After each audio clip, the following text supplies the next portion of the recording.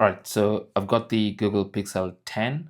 This one is a 10 Pro, and I'll be showing you how to wirelessly transfer photos and videos and other types of files from the phone to a Windows computer. Now, this could be a Windows PC or a laptop. So the first thing you need to do is make sure you have QuickShare on your Windows computer. Now, QuickShare is provided by Google for Windows computers, so you can have it installed and set up on your Windows computer. And then these phones come with QuickShare pre-installed. So all you have to do now is go to, maybe if you want to share photos and videos. For instance, I've selected these 3 photos and 1 video. And if I want to share with these items to the Windows computer, I'll just tap on Share button.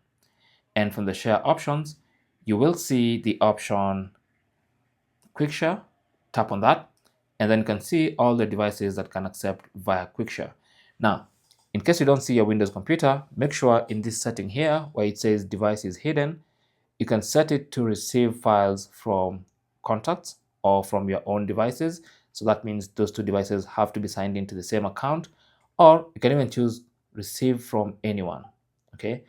Now, once you choose or once you make your computer available, you can see this PC is available. So I'll tap on that, and then you can see the prompt there to accept. So it says wants to share 4 files. This Pixel 10 Pro XL wants to share 4 files. All right. So what you need to do now is accept that. So click on accept, and those files will quickly be transferred to your computer.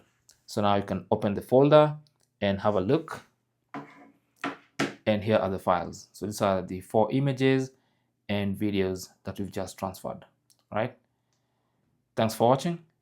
Don't forget to like and subscribe. And if you have any comments or questions, you can talk to us in the comment section. Good luck.